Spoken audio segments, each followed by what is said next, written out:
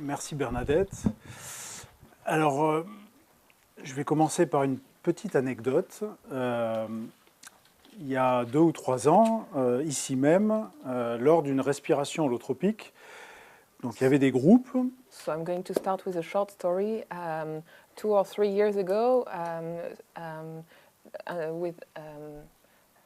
Ici pour une session de respiration holotropique. Yes, here for a holotropic breathwork. Voilà, une personne, avant la respiration, a volé le matelas d'une personne qui avait mis ses affaires sur le matelas.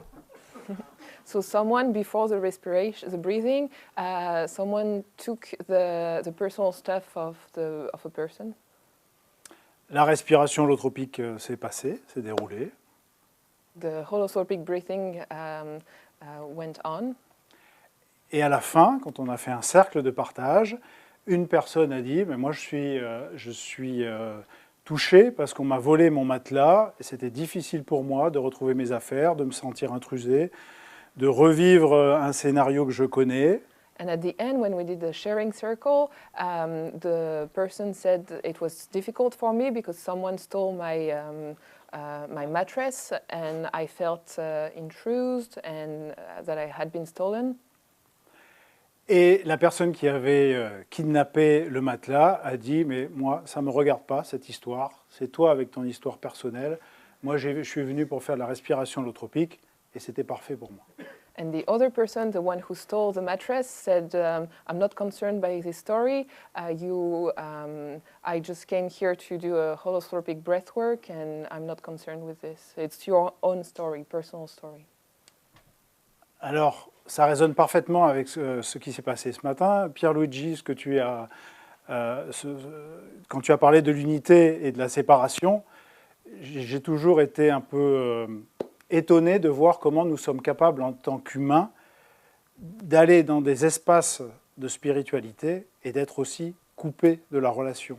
So it perfectly encapsulates what Pierluigi said this morning between unity and separation. Oui. I was always amazed, astonished to see how we are cut. There's 2 sides between unity and separation. Oui, donc comment on peut utiliser des outils mécaniques en étant soi-même l'incarnation de l'inverse. So how can we use mechanical tools while being the incarnation of the contrary? Alors peut-être qu'on peut trouver un chemin, un voyage. Alors ça peut être peut-être, puisque aujourd'hui c'est à propos des hautes technologies, ça peut être peut-être la haute technologie ou autre chose. So maybe we can find a way, and today it could be about high technology or something different. Alors ce que je vous propose, c'est déjà un petit prologue pour mettre dans le contexte, dans le monde dans lequel nous vivons. Donc effectivement, comme on l'a vu, c'est un monde très connecté. C'est un monde qui va être complètement bouleversé par l'intelligence artificielle. Moi-même, j'ai eu une première vie avant. So it's what I'm going to talk about is first an introduction. Myself, I've been completely bouleversé. I've been completely shocked. Yeah, overwhelmed, shocked by technology. Voilà, moi-même, je viens d'un monde technologique. J'ai eu une première vie où j'étais technicien et je fabriquais des usines à gaz numériques. I myself come from a technological world. I was a mechanic and I was constructing technological systems. Voilà. Et le mot système, il est intéressant parce que justement, on va se retrouver entre des systèmes organiques, biologiques, historiques et des systèmes numériques. And our system is interesting because we're going to be in between historical system and mechanical systems. C'est un monde qui va accroître le contraste entre ceux qui sont connectés et ceux qui sont déconnectés. It's a world that is going to increase the contrast between connected and disconnected people. Alors, il suffit de regarder nos enfants, comment ils s'accaparent et ils utilisent en fait les outils numériques. We just have to look at our own children, how they use these technological tools. Voilà, c'est un monde qui accroît de plus en plus la différence entre le monde réel et le monde virtuel. It's a world that increases more and more the difference between the real world and the technological world. Et c'est un monde aujourd'hui qui augmente la polarisation. Il suffit d'allumer la télévision pour voir qu'en fait, tout est extrêmement polarisé.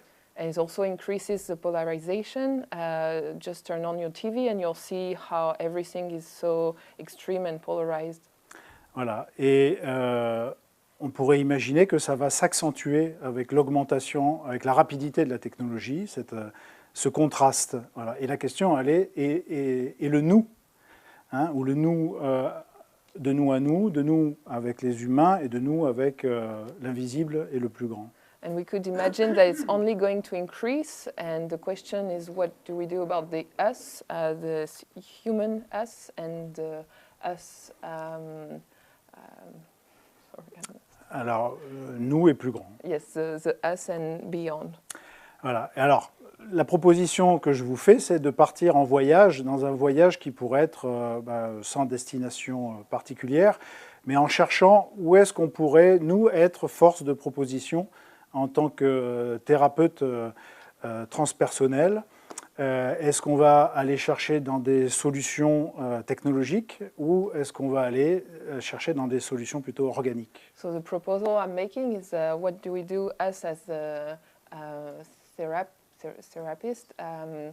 Are we going in mechanic solutions, or are we going in, biologic solutions? Ah. Yes. Et alors, quand on regarde quelle peut être la solution pour accompagner des personnes qui sont dans le mal-être, on peut regarder ça sous plusieurs couches. La première couche, elle peut être dans les effets objectifs d'une thérapie, par exemple un médicament. And when we look at what could be the solutions, the answers for people who are in the well-being field, how do we do? It could be through medicine, for instance. Voilà. On peut regarder une autre couche, qui est la couche interpersonnelle, la relation. Of the interpersonal layer, we can also look at this stage. On peut regarder aussi la couche subjective, c'est-à-dire ce que ressent et ce que vit et la narration que fait la personne intérieure. Or the subjective layer, the narration that the person does inside of herself, her own story. Et quand on parle d'histoire, moi je vais parler de storytelling, de narration, c'est-à-dire est-ce que la narration, c'est-à-dire si je sors de mon ressenti, est-ce que la narration a un effet sur mon mal-être ou mon bien-être? C'est ce qu'on peut appeler l'effet placebo. And when we talk about story, the narration or the storytelling, we can look at the internal narration of the person. If she look outside of her own internal story, is there a change? Yes.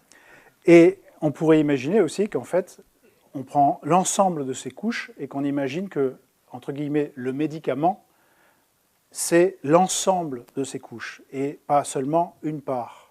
Yes, and we could imagine taking all of the layers, and the medicine is all of these layers, not just one layer.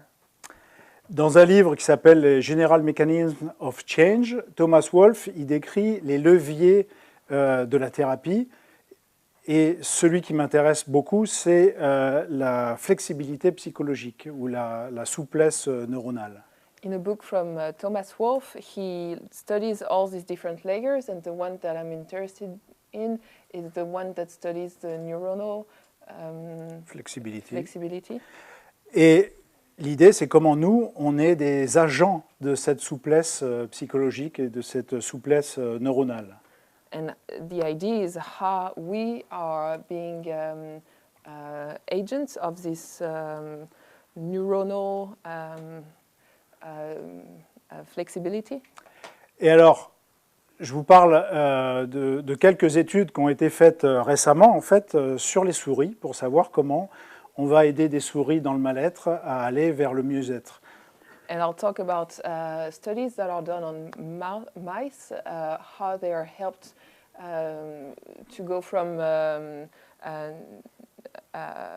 not well-being to well-being. Voilà. Pourquoi? Parce qu'on peut faire plein d'études très profondes, notamment sur les molécules ou sur des cas un peu extrêmes. Et on possède 90% de gènes qui ont un équivalent chez la souris. C'est-à-dire qu'on peut imaginer que ce qui fonctionne sur la souris fonctionne aussi chez l'homme, mais on pourrait dire l'inverse. Ce qui marche sur l'homme va marcher en particulier chez la souris. Because they have 90% of our genes are similar to the ones of mice, and so what can work on mice should work on men. Et aujourd'hui, la science mécaniste, elle se concentre principalement sur les effets mécanistes objectifs de la psychologie. And today, mechanical science is mainly focused on this mechanic and on the elle se concentre sur l'aspect objectif mécaniste. Yes, it focuses only on the objective, on the mechanistical part. Voilà, et on va notamment s'intéresser aux neurotransmetteurs qui vont s'ouvrir ou se fermer chez la souris pour obtenir une plasticité cérébrale plus ou moins importante. And we're going to focus on the neurotransmitters that can open in mice for neuroflexibility. Voilà. Donc l'idée, c'est que, en règle générale, si on ne se focalise que sur la partie objectif, on ne se demande pas ce que la souris a vécu. Alors, est-ce que dans la psychologie et dans le monde orthodoxe, on va s'intéresser en fait au vécu de la personne? Est-ce qu'on va s'occuper de l'aspect interpersonnel, c'est-à-dire de la relation du client avec le thérapeute, du client avec les autres clients, du client au groupe, et de l'histoire du client par rapport à l'aspect subjectif et interpersonnel? On mice, we only focus on this mechanistical aspect, on the objectives aspects, and not on her story. With the client, it's the same. Are we only going to focus on his objective side or on the whole side, the objective and the subjective? Et la chose qui m'a percuté, c'est qu'il y a 15 jours, je suis venu à Paris pour une conférence justement sur les effets des nouvelles médecines autour du mal-être et du bien-être, et que la plupart des études montrent que quand un patient-client traverse une expérience mystique, c'est l'expérience la plus importante de toute sa vie. And a few days ago, I came to a talk in Paris, and they focused on the not well-being of patients and medicine. And I was shocked because they said that when the patient experiences mystical experience, it's the most important experience of his life. Et que ça avait une incidence sur sa flexibilité neuronale et sa guérison, sur des problématiques d'addiction, d'anxiété et de syndrome post-traumatique. And it had an impact on his healing, yes. Et la conclusion de la journée d'études dans une salle remplie de psychiatres et de psychologues, c'était comment peut-on développer une psychothérapie sans effet mystique? And the conclusion of the day in a room filled with psychologists was how can we develop a therapy without this mystical aspect? Alors la question c'est, si nous nous focalisons sur l'aspect mécanique, de la même manière qu'il y a une intelligence artificielle qui s'appelle DeepSqueak qui va interpréter le langage des souris dans les études en psychologie. So if we focus on mechanical aspect, for instance, there's an IA that interprets the language of the mice. Est-ce qu'on va être guéri par l'intelligence artificielle? Are we going to be healed by artificial intelligence, and will organic human disappear? Voilà. Alors qu'est-ce qu'on fait avec la vague du numérique? What do we do with the technological wave?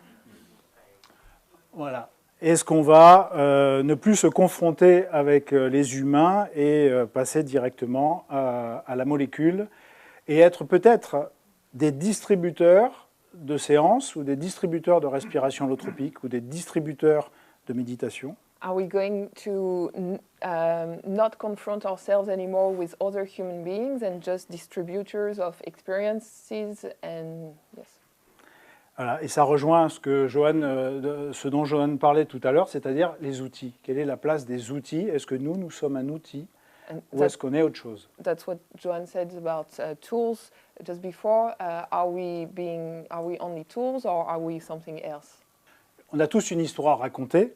Alors soit on fait un film ou de l'art et on va dans une école de cinéma, ou alors on devient psychothérapeute et on va aider les clients à raconter leur histoire et à en faire autre chose. So we all have a story to tell. So do we become a movie director and do we tell a story, or are we becoming psychologists? Ouais. Et est-ce qu'on reste dans un petit écran, un petit ego, et on reste enfermé, ou est-ce qu'on va vers quelque chose d'un peu plus grand? Or do we stay in our little ego or little screen?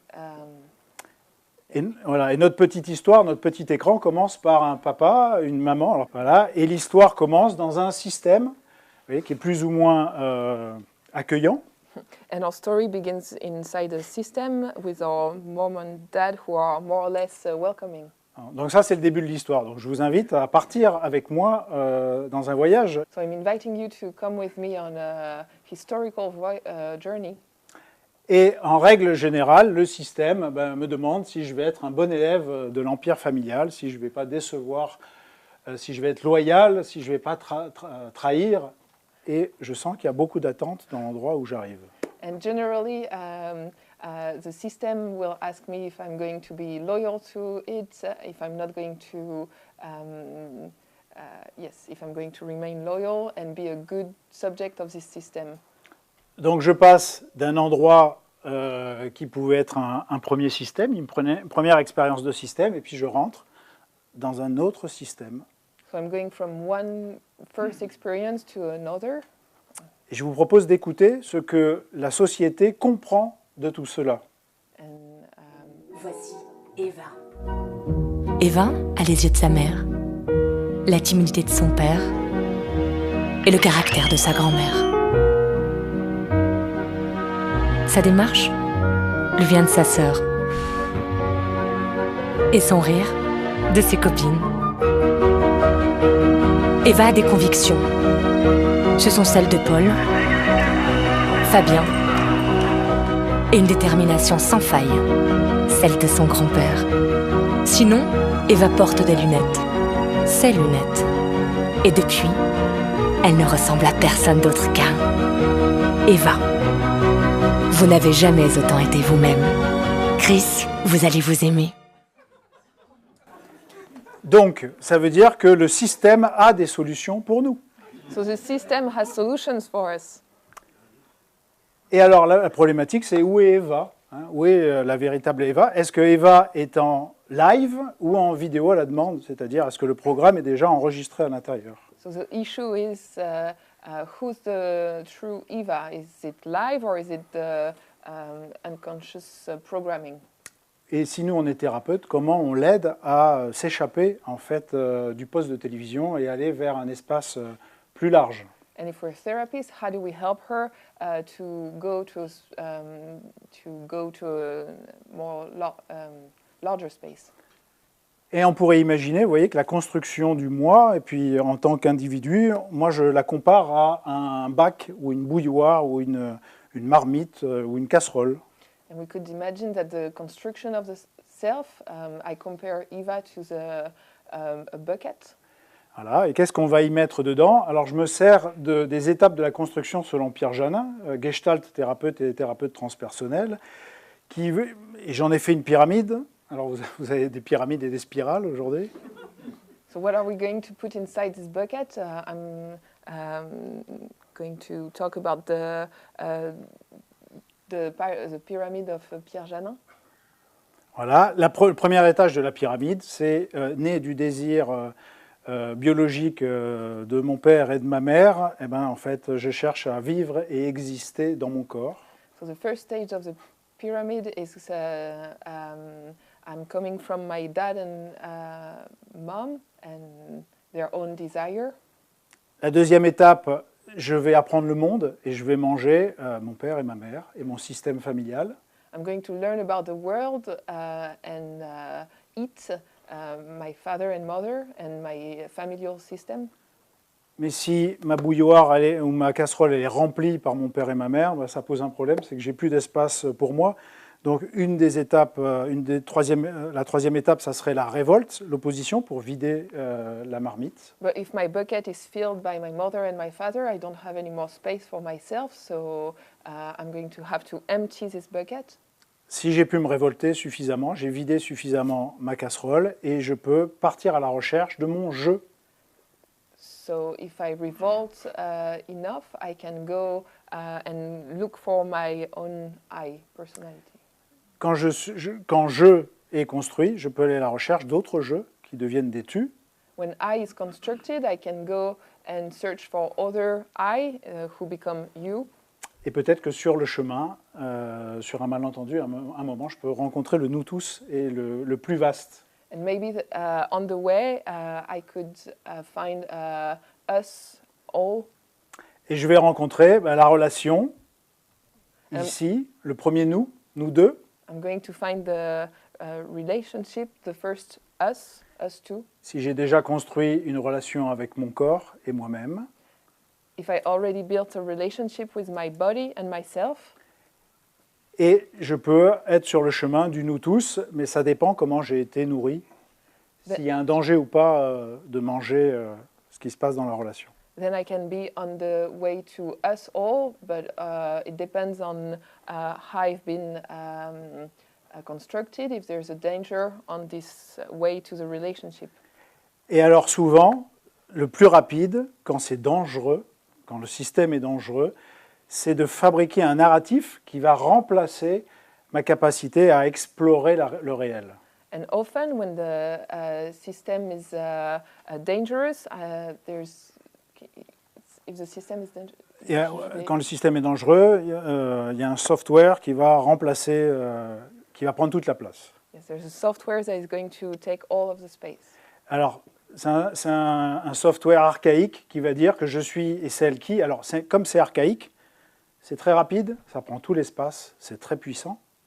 It's a very archaic system, so since it's archaic, it's very fast and it takes up all the space. Et si je ne reçois pas suffisamment d'amour et de sécurité, eh bien, je vais aller trouver des solutions dans ce logiciel ultra rapide, ultra puissant, ultra sécurisant. And if I don't receive enough love and enough security, I'm going to find solutions inside this system that is all-encompassing. Voilà, vous connaissez ces logiciels-là, mais moi je les appelle des mammouths. Pourquoi des mammouths? Parce qu'en fait, ils prennent toute la place, ils sont archaïques, ils sont anciens et en fait, ils me protègent.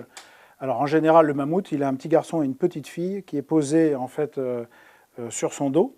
And if you know this kind of software, I call them mammoths because they take up all the space. They're very archaic, and oftentimes there's a little boy or girl that is on the back of the mammoth.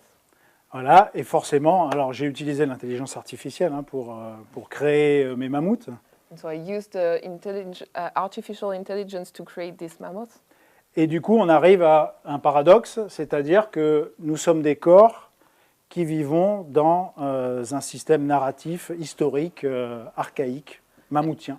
And so we arrive at a paradox because we are bodies that are living inside an archaic system. Et que l'intelligence artificielle va me permettre, en fait, dans cet espace archaïque, dans ce personnage, dans cette narration, l'intelligence artificielle va être très rapide et très efficace, notamment pour la personne qui est venue faire de la respiration holotropique, qui a piqué le matelas et qui va dire « mais moi, je veux avoir le meilleur matelas avec la meilleure séance de respiration holotropique et ça ne m'intéresse pas trop, en fait, d'aller dans le ressenti de l'autre, dans l'intersubjectif, dans l'interpersonnel. Je veux juste charger la meilleure version de moi-même. » And so artificial intelligence is going to be great at separating us because, for instance, for the person who comes and do a holotropic breathing, he can be saying that I want my own experience, my own mattress, and I don't really care about others. I'm here for myself. Donc à cet endroit-là, je vais pouvoir télécharger au choix soit le software Robbins pouvoir illimité, ou le software Dispenza, surnaturel, voilà, et quantique. Here I can come and download the system Robbins, Unlimited Power, or the system Dispenza in version 2.0. Voilà, et on rachètera la version 3.0. Voilà. Là, le problème, c'est que effectivement, ce costume, cette narration, ce virtuel, on va le voir, ce qu'on va appeler l'hyper-réel, c'est-à-dire que ça remplace la réalité, me rend fort parce que je suis en mission. So the issue is that this system makes me stronger because I'm inside the narration. Sauf si je tombe sur l'un des aspects de mon histoire, la kryptonite. Unless if I stumble upon one of the aspects of my own story, just like kryptonite. Voilà, si je suis confronté à mon histoire, eh ben, en fait, je perds mon super pouvoir et en fait, mon passé bio me rend vulnérable. Donc, vite, un nouveau programme, Dispenza ou Tim Robbins. If I'm confronted with my own story, then I start having difficulty, and very fast I'm going to try and download a different software. Voilà. Donc, on pourrait imaginer que du coup, en fait, nos clients et nous-mêmes, en tant que bio-humains, on se retrouve entre deux murs, le mur du passé que je subis et puis le mur du futur anticipé, meilleur, transhumaniste. So our client and ourselves, we are separating by two walls, the wall of the past and the victim, and the wall of the savior, the hope, and or the anticipated future. Et la répétition de ce système. Alors je vous donne un petit exemple. Il y a un syndrome que j'appelle le système Christophe Colomb. C'est Christophe Colomb qui rentre en ayant découvert l'Amérique et qui vient voir le roi d'Espagne en disant « Bon, j'ai merdé, j'ai pas trouvé les Indes ». And there's an example I give is Christopher Columbus syndrome that comes back and says to the king, no, I failed and I did not find the Indies. Et alors le roi, si on se confronte à la réalité, en fait, le roi dit mais quel imbécile celui-là. So the king says, what an idiot. L'autre possibilité, c'est d'aller dans la narration. The other possibility is to go inside the narration. Et je m'en suis aperçu parce que j'ai acheté les mémoires de Christophe Colomb et de ses enfants qui racontent que jusqu'à sa mort, Christophe Colomb était vice-roi des Indes. And I bought the memoirs of Christopher Columbus, and until his death, he was the vice king of the Indies. Alors, j'en ai trouvé un autre qui est en plein dans le système, c'est Jean-Claude Roman, qui a passé sa vie à raconter qu'il avait réussi son examen pour être médecin et qui disait qu'il allait tous les jours travailler à Genève et qui passait ses journées dans un bar à dépenser l'argent de ses parents, de ses amis. And I found another lie is what with this person called Roman. He spent all his life telling people that he was a doctor and that he would go and work, but he was in truth at a bar and spending the money of his family. Et c'est dommage, parce que si Roman avait vécu durant cette nouvelle ère-là, il aurait pu télécharger un logiciel qui aurait pu soutenir, le rendre plus fort en fait dans sa narration, dans son hyper-réalisme, plutôt que de se confronter à la réalité avec les autres humains. And if he had been here today, he could have downloaded another software that could have made him stronger instead of confronting what it is to be human. Et alors le jour où en fait cette hyper-réalité ou cette narration s'est écroulée, qu'est-ce qu'il a fait? Il a détruit le système, il a tué ses enfants, sa femme, ses parents, ses amis. Et alors ce qui est intéressant, c'est qu'il est allé donc en prison et qu'à la sortie de la prison, il est allé dans un monastère. But the day his own narrative fell to pieces, he killed his wife, his kids, and he went to prison. And when he came out of prison, he went inside a monastery. Alors la question, et c'est une proposition pour tout le monde, c'est est-ce qu'on ne peut pas directement aller de notre passé au monastère? So, and it's a question for everyone. Can we go directly from our past to the monastery? Alors, on pourrait imaginer que l'intelligence artificielle et le monde hyper virtuelle va nous aider à rester dans notre histoire, celle que nous nous racontons, ou alors on va trouver un chemin pour aller transformer et nous libérer. So we could think that AI is going to make us stay inside our own narrative, or is it going to help us transform? Pour cela, ça veut dire qu'on accepte d'identifier et de se décoller de notre histoire tout en la reconnaissant et en traversant des expériences corporelles. La question, c'est de trouver un rôle dans notre système historique, ou est-ce que c'est de rencontrer autre chose? L'IA va nous permettre de développer un imaginaire, un hyper-réel, qui va permettre de remplacer l'exploration du territoire. Alors, c'est pas dans le futur, c'est pas dans bientôt, c'est déjà maintenant. L'étude dont je vous parle ce matin, elle a confronté des ophtalmologistes à une intelligence artificielle dite LLM, Large Language Model, c'est-à-dire une intelligence artificielle non spécialisée. Et en l'occurrence, en effet, c'était ChatGPT, la version 4, celle qui est utilisée aujourd'hui par des centaines de millions de personnes dans le monde. Alors, quels sont les résultats de cette étude? Alors, on a mis face à face des spécialistes des maladies de la rétine et du glaucome d'un grand hôpital de New York et ChatGPT-4. Eh bien, l'intelligence artificielle s'est avérée au pire aussi bonne que les médecins, mais au mieux bien meilleure en matière de diagnostic. Incroyable. Notamment la capacité à repérer un grand nombre de pathologies, y compris les plus rares. Je discutais ce week-end avec Laurent Alexandre, le spécialiste de l'intelligence artificielle, qui a attiré mon attention sur cette étude. Il me faisait remarquer que ChatGPT 4 est au moins aussi performante que les médecins, mais ChatGPT 5 va arriver bientôt et elle sera forcément meilleure. Juste un détail, vous disiez que l'IA elle était meilleure en empathie que les médecins. Absolument, la première IA, celle de Google, elle trouve mieux les mots. Téléconsultation, était plus patiente et en effet trouvait mieux les mots que les médecins qui souvent sont pris par le temps. Alors la proposition, c'est que nous soyons des vecteurs d'une alternative, et l'alternative, c'est de quitter la carte pour aller explorer le territoire, de manière à ce que l'exploration du territoire permette de réactualiser la carte sans arrêt. Alors, en règle générale, les gens viennent nous voir parce que leur système narratif dysfonctionne et qui vivent le mal-être. Donc, avant la thérapie, on peut imaginer que le flux du vivant s'est congelé, s'est arrêté, à l'endroit de là où des blessures. Et puis qu'à un moment arrive un événement, un biodéclencheur, qu'on peut appeler une catastrophe ou une impasse ou une prise de conscience, et qu'on arrive en thérapie à la recherche d'une dépendance saine temporaire. Alors il y a plein de manières de voir les différentes étapes de la thérapie.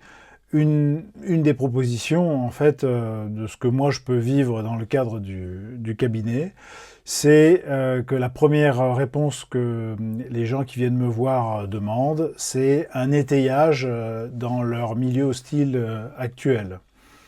Une fois qu'on a fait un travail d'étayage, la question c'est est-ce que le client retourne dans son système toxique pour y trouver une place, ou est-ce que il y a une possibilité de faire autrement.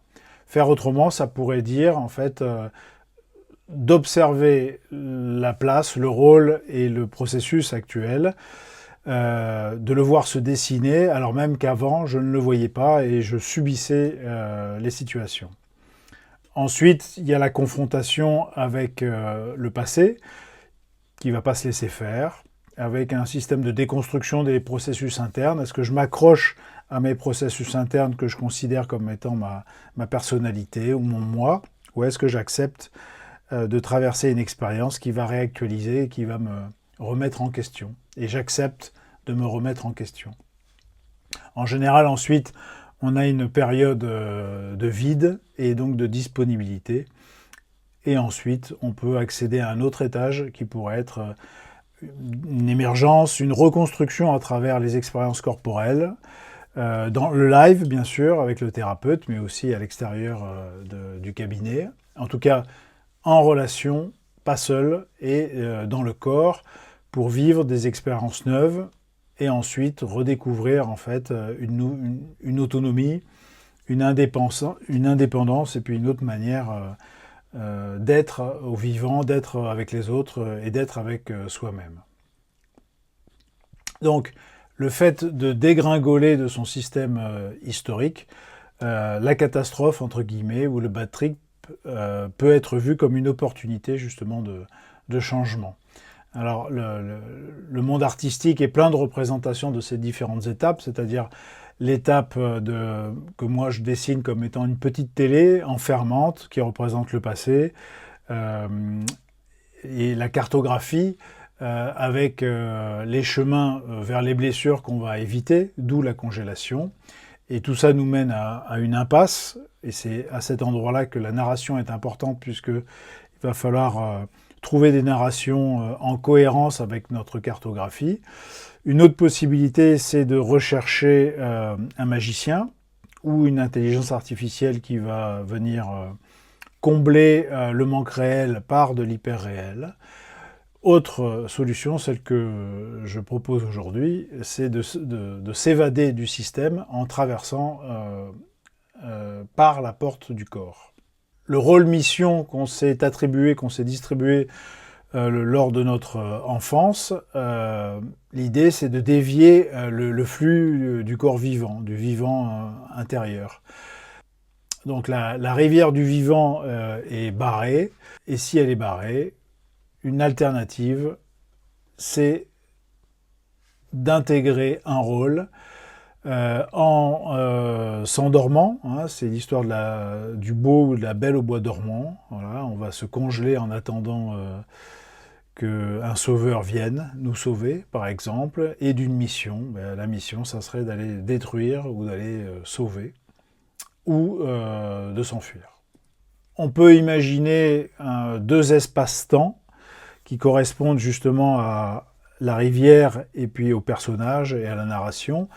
La narration va très bien dans un monde aujourd'hui occidental, industriel, patriarcal, capitaliste, qui va mettre en avant l'efficacité, qui va mettre en avant les objectifs, qui va mettre en avant l'optimisation, la meilleure version de soi-même, le dépassement, enfin plein de valeurs qui peuvent être vues comme positives par le système, et où on nous demande en gros d'être des TGV dès la maternelle, qui partons à l'heure, qui arrivons à l'heure, à la bonne destination. Voilà. Un autre espace-temps, c'est de quitter donc l'espace-temps mécanique pour un espace-temps plutôt organique, qui serait un espace-temps ancré dans la corporéité, dans le vagabondage, dans la relation, dans les sensations, dans les émotions, sans agenda, sans attente,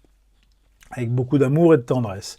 Et on peut observer à l'intérieur de nous quels sont les endroits où on est plutôt mangé par un temps mécanique ou lorsqu'on s'abandonne dans un temps organique. Si on est dans un temps mécanique, on pourrait attendre, puisque notre partie organique est en sommeil, on pourrait attendre qu'un parent, qu'un savant ou un thérapeute ou qu'un technicien ou qu'une intelligence artificielle vienne nous libérer, et pourquoi pas une divinité, et de prier ces entités de manière à trouver la solution. Et par exemple, pour l'intelligence artificielle, la version 3 de l'hyperréalisme qui va nous permettre de nous sauver. Deuxième option, on peut aller vers une voie organique, puisque nous sommes des exemplaires du vivant, et d'aller chercher du côté du vivant justement des solutions. Alors quelles solutions ? On a des solutions rapides, ce que moi je vais appeler le colmatage biochimique. Alors si vous prenez des antidépresseurs ou des anxiolytiques, probablement qu'il y a une urgence à faire, mais que sur le long terme, il y a peut-être d'autres solutions pour aller travailler le terrain. Pour ces solutions biochimiques, on pourrait imaginer le cerveau comme une multitude de portes comportant des serrures. Est-ce que nos portes intérieures, est-ce que notre flexibilité cérébrale tend vers l'ouverture de nos portes ou vers plutôt la fermeture de ces portes? Et on parle de molécules agonistes pour les molécules qui vont ouvrir ces serrures et de molécules antagonistes pour les molécules qui vont fermer ces serrures. Donc on pourrait imaginer que la thérapie transpersonnelle, elle va être un soutien pour tous les effets agonistes et tous les effets donc, qui vont aller vers une flexibilité cérébrale et vers une ouverture de portes qui généralement sont fermées. Et on pourrait imaginer qu'il y a de temps en temps des points de rencontre entre le monde mécaniste et le monde organique.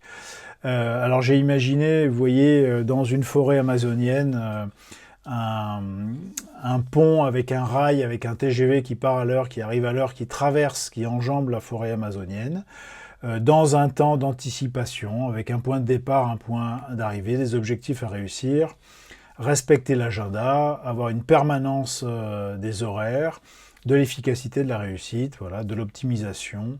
On va découper chaque problématique et on va trouver des solutions pour chacune. On est contre la montre, on a un agenda, des horaires et on cherche la permanence. Et en bas, sous ce pont du digital, du numérique, de la modernité, on a un espace-temps organique qu'on pourrait appeler la zone. Dans le film de Tarkovsky, Stalker, on appelle cet endroit la zone, qui est un endroit en live, hein, ici et maintenant seulement. C'est un monde aussi d'imprévisibilité, d'impermanence et de flot continu. Et parfois arrive une catastrophe quand on est bien intégré dans le monde mécanique et que cette catastrophe nous permette, en tant qu'opportunité, de tomber dans l'espace-temps organique et puis d'ouvrir un chemin. Alors ce chemin-là, moi je l'appelle le terrier du lapin. Alors j'ai essayé de mettre, vous voyez, une cocotte minute fermée, congelée à l'endroit du flux organique historique, qui est enfermé dans le terrier du lapin. Et on peut, donc pour éviter la rumination et l'anticipation du pire, on peut monter dans l'hyper-réel. Donc ça fait référence à un livre de Jean Baudrillard qui s'appelle « Simulacre et simulation ». Et voilà, c'est désormais la carte qui précède le territoire. Est-ce que nous, on va proposer à nos clients d'aller justement explorer le territoire en live, en vagabondage, dans l'impermanence des événements. Alors si on reprend cette cocotte minute, on peut tracer une carte qui pourrait dire que nous partons de notre camp de base, hérité du passé et projeté dans le futur, et que peut-être la vie va nous amener à sortir de ce théâtre du quotidien pour trouver un chemin, qu'on pourrait appeler le processus, en live, dans le présent, et en s'abandonnant à ce processus, arriver dans des hauteurs que nous n'attendions pas. Pour cela, en règle générale, il faut un guide, ou plutôt il faut un thérapeute. Alors pour arriver à cela, il nous faut voyager avec un psychopompe agoniste, quelqu'un qui va cheminer à côté de nous, qui n'est pas un guide, mais qui va marcher en accompagnant le processus, en soutenant le processus. Alors c'est probablement ou sûrement un voyageur qui a déjà voyagé, qui a déjà des cicatrices et qui a 15 minutes d'avance par rapport à l'endroit où le client se trouve, au minimum, et qui possède un corps qui a été suffisamment pétri pour vibrer et entraîner le client dans une danse des corps. Alors je vous propose un petit extrait du film Stalker. Проснулись.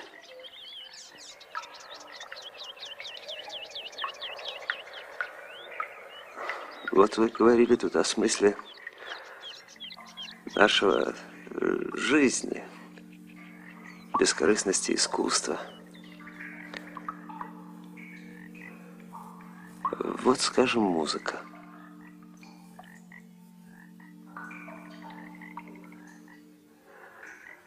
Она и с действительностью-то менее всего связана. Вернее, если и связана, то безыдейно, механически, пустым звуком, без ассоциаций.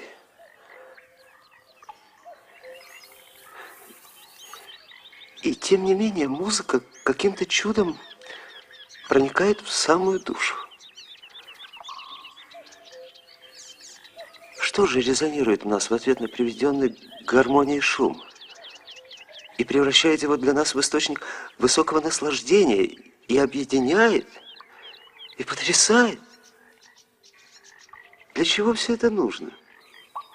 И главное, кому?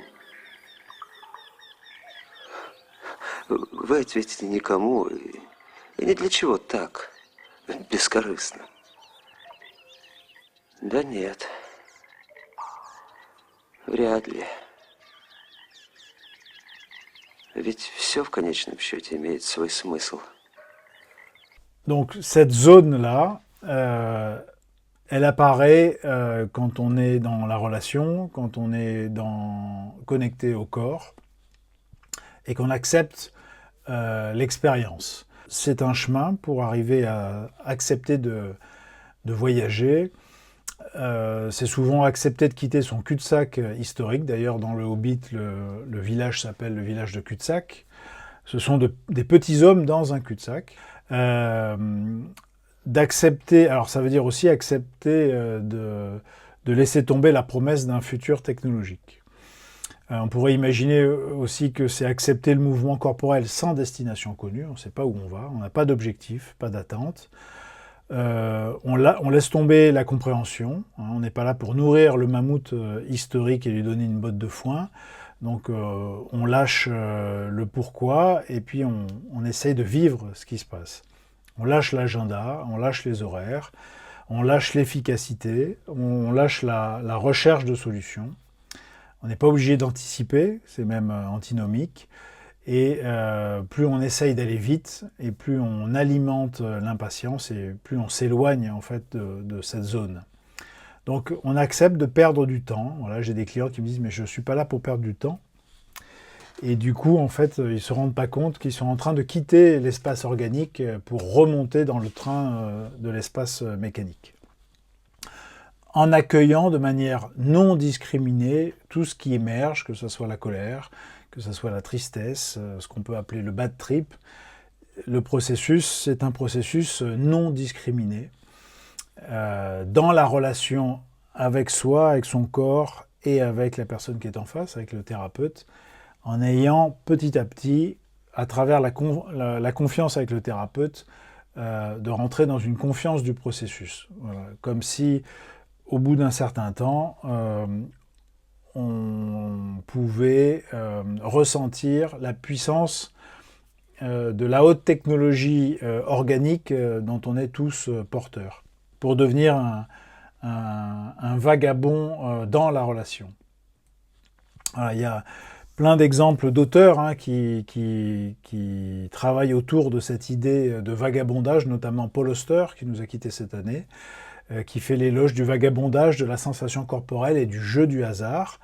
Et puis, il y a quelques années, alors même que moi j'étais technicien dans le monde mécaniste et numérique, j'ai rencontré un chef d'entreprise qui s'appelle Frédéric Pi et qui était entrepreneur dans le numérique et pour qui j'ai travaillé. Donc je l'ai rencontré à cette époque-là. Et il y a quelque temps, Frédéric Pi a abandonné le monde mécanique et puis il a décidé de tout vendre, de tout quitter pour aller vivre et expérimenter sa liberté en voyageant. Alors je vous propose de l'écouter. J'ai été entrepreneur toute ma vie pendant à peu près 3 décennies où j'ai eu la chance de lancer les Restaurants du Cœur, participer à cette merveilleuse aventure en 85 aux côtés de Coluche et d'une bande de jeunes zouaves.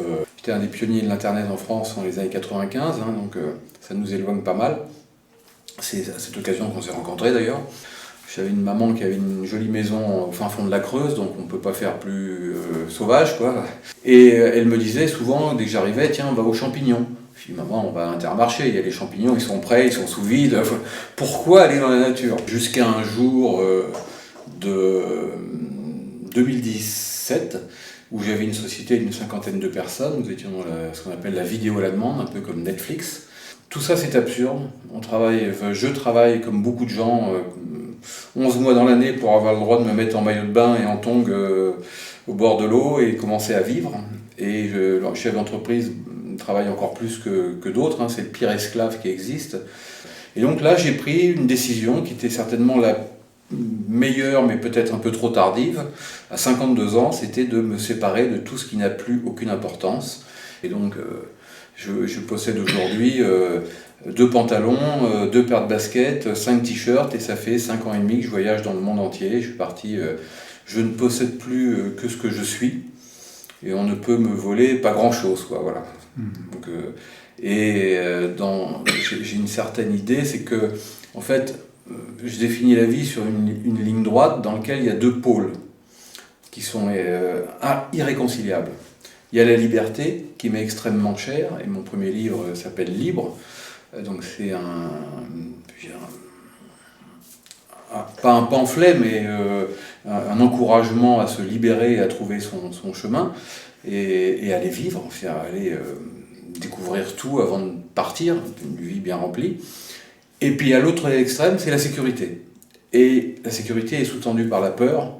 Et la peur, c'est quelque chose d'assez inouï, c'est qu'on a peur de choses qui ne nous sont pas arrivées ou qui risquent certainement de ne pas nous arriver. Et je pense que j'ai été épargné par la vie, j'ai jamais eu de grande maladie, j'ai jamais eu de cancer, j'ai jamais eu de crise cardiaque, donc j'ai pas attendu un événement majeur. Il était temps que je m'occupe un peu de moi et d'autres choses. Parce que je suis parti quand même à la découverte du monde, mais c'est quand même le plus beau moyen de découvrir soi-même, cet inconnu qui sommeille en nous, et ça peut prendre une vie, et ça peut prendre beaucoup de courage, parce qu'il faut descendre, c'est de la spéléologie, hein, mais c'est un juste retour des choses pour ensuite aller vers l'autre, et être encore plus éveillé, plus ouvert, parce que du coup, l'autre nous a servi de miroir et nous a appris des choses qu'on ne connaissait pas, et on peut en parler après, parce que je suis en train d'écrire un 3e livre justement sur l'altérité et comment essayer de sauver cette humanité qui s'éteint et qui se met dans des antagonismes fous. Voilà. J'étais plutôt agnostique, j'ai jamais été élevé, j'ai pas été baptisé, voilà. Mais j'ai rencontré l'idée de Dieu, en tout cas une certaine divinité, ou une relation avec une métaphysique, tous les jours, quasiment tous les jours, dans plein de contrées, parce que j'ai vraiment vécu tellement de choses, et je ne reste pas dans les villes, hein, je ne voyage pas comme j'ai voyagé auparavant, je vais avec des tribus dans l'Amazonie, je vais avec des tribus en Afrique, enfin bon, je dors sur le toit de mon 4x4 au milieu des animaux, enfin des choses un peu marrantes et aventureuses, donc tu te connectes vraiment à la nature et à l'environnement. Et donc j'ai eu un choc, j'ai eu une révélation, mais qui est arrivée par petites doses régulières, un shoot de divinité, c'est la beauté vertigineuse de notre planète. Et puis le génie du vivant. Je pouvais rester 2 heures avec des bigorneaux, des fourmis coupe-feuilles, observer des singes dans les arbres, voilà, et être au contact de ce...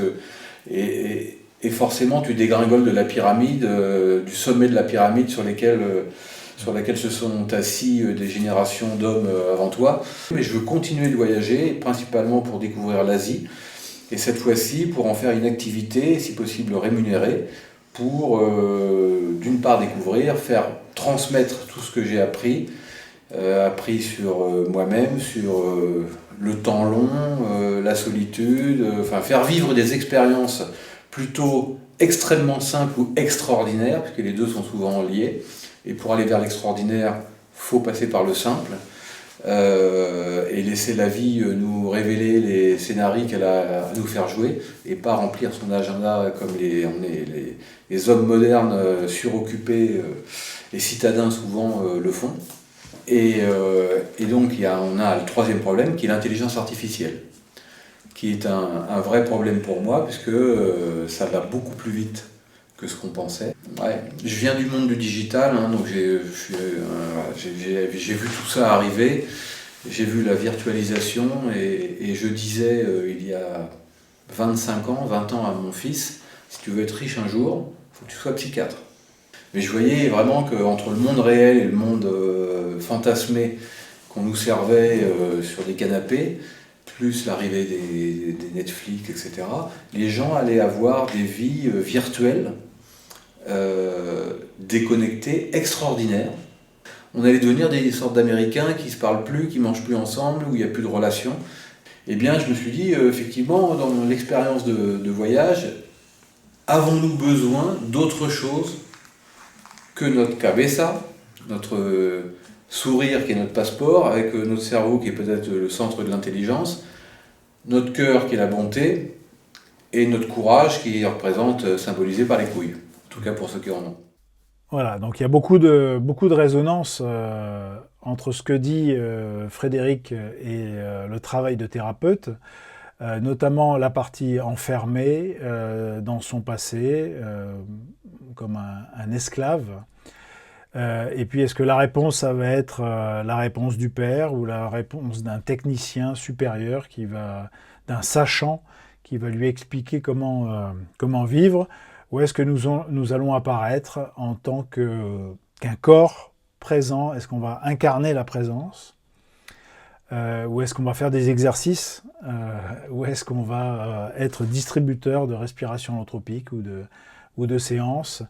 Ou est-ce qu'on va faire circuler justement un matériau, et le matériau principal, eh bien, c'est la sensation, l'émotion, et le voyage qui débute entre deux corps, et puis une relation qui circule. Alors en règle générale, on tourne autour de ce que j'ai appelé tout à l'heure le terrier du lapin, c'est-à-dire l'endroit où tout est congelé, tout est ancien et tout est congelé et tout demande à revivre, mais pour l'instant c'est enfermé dans une boîte et c'est par-dessus, on a un éboulement et on va créer de l'hyper-réel avec des solutions techniques. Donc l'idée, c'est d'accepter de lâcher les solutions techniques et de proposer un contact affectif, c'est-à-dire en règle générale dans le cabinet en pratique, ça veut dire que la personne ressent une émotion, une sensation, et que plutôt que de la mettre de côté et d'alimenter la narration, on va arrêter la narration et on va venir faire un contact affectif, comme en aptonomie, mettre la main sur le corps à l'endroit où le voyage commence, et puis on va se laisser embarquer dans cette vague et dans ce voyage, comme on le fait en respiration holotropique avec le travail corporel. C'est le même principe, sauf qu'on n'a pas besoin d'être dans un état particulier. Cette capacité à voyager, elle est présente à peu près à n'importe quel moment, à partir du moment où on a un prétexte pour ce mouvement, ce que j'appelle moi l'élément objectif, la séance de thérapie par exemple, ou le week-end de respiration holotropique, ou une méditation, n'importe quoi. À partir du moment où il y a la prise en compte du vécu subjectif, qu'est-ce qui se passe en moi, thérapeute, et à l'intérieur du client, parce que nous sommes à deux. Il y a la qualité intersubjective, l'interpersonnelle, c'est-à-dire comment nous allons faire circuler ce qui s'y passe, parce que l'autre ressent, eh bien en fait ça modifie ma sensation et mon émotion. Comment on va proposer un contact aptonomique au fil du corps, c'est-à-dire qu'on va suivre le déroulement du voyage, et comment tout ça va être cohérent, c'est-à-dire le lieu, l'intention, le thérapeute, et tout cela en live qui va permettre une actualisation du corps. Donc on peut voir ça comme un artisanat, comme dit Pierre Janin, un artisanat du lien, et c'est un voyage interpersonnel, mais profondément incarné, une présence incarnée qui fait démarrer un voyage qui va permettre à chaque cycle de monter à l'étage du dessus. Bien sûr, il y a un arrière-plan pour nous, thérapeutes, qui est un arrière-plan corporel, relationnel. C'est pour ça que la gestalt est importante, c'est pour ça que le travail corporel est important, le travail en thérapie pour les thérapeutes est très important, le travail en supervision, sa capacité à identifier, accueillir, valider ce qui se dessine dans la relation, et puis développer sa capacité d'amour et de tendresse et de sécurité pour tout ce qui émerge sans discrimination, en y faisant une place pour le mystère, pour ce qu'on ne comprend pas. Voilà. Et on invite du coup, dans cet espace-là, à une danse Alors moi je dis, on commence à faire bouillir la marmite, vous voyez, et puis le flow se remet à vivre. À partir du moment où soit le client, soit le thérapeute a le robinet corporel qui s'ouvre, j'ai une sensation, j'ai une émotion, eh bien on laisse se déplier le voyage. Et le voyage, probablement, en fait, autorise le client à ouvrir un peu plus les portes, un peu plus le robinet organique, pour qu'il reçoive quelque chose de la relation et que le terrier du lapin s'ouvre. À partir du moment où le terrier du lapin s'ouvre, eh bien, en fait, la vague prend le client et le thérapeute et on est embarqué dans un voyage. Alors en général, les conditions du voyage sont de l'amour et de la sécurité en identifiant s'il y a de la résistance ou pas pour le voyage. Donc en ayant aussi beaucoup d'amour et de tendresse pour le mammouth, si le mammouth résiste, si le mammouth attaque, si le mammouth fuit, s'échappe, ou si le mammouth veut sauver, vous voyez, donc ça permet de faire un travail d'accueil. Donc sans discrimination, donc s'il y a de la résistance, bienvenue à la résistance. Vous voyez, s'il y a une envie de partir, bienvenue.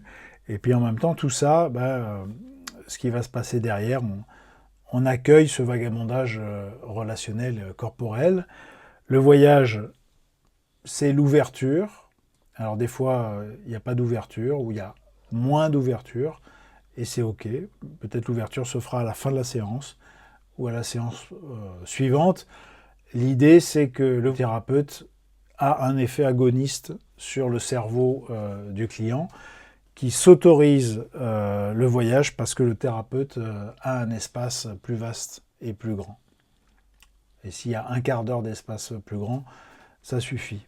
À partir du moment où les deux tombent dans le canoë corporel et émotionnel et relationnel, le voyage peut commencer avec un début. Souvent, ça se passe dans la gorge, ou dans la poitrine, ou dans le ventre. Ça peut être dans les épaules. Et puis ça se déplace, ça s'amplifie, ça diminue, ça se transforme. Et puis, il peut y avoir de l'imaginaire, il peut y avoir des émotions, il peut y avoir des sensations, il peut y avoir des souvenirs. En tout cas, il y a du mouvement jusqu'à ce que j'appelle la plage de sable et la plage de calme, c'est-à-dire que, voilà, au bout d'un certain temps, on sait qu'on est arrivé au bout du voyage parce que les émotions sont tranquilles, le corps est calme, on est dans la relation et quelque chose s'est passé.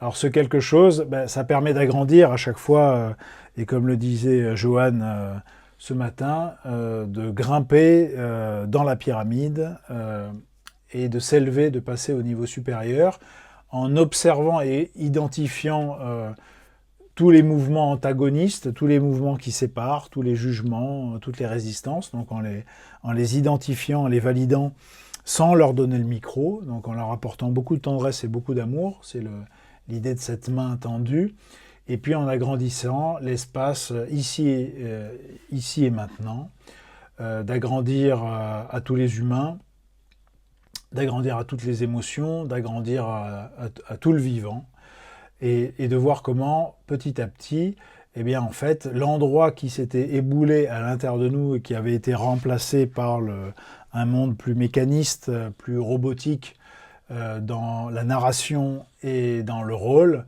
petit à petit, permet de laisser de la place, en fait, à un mouvement corporel, émotionnel, qui ouvre et qui permet d'agrandir sa perspective.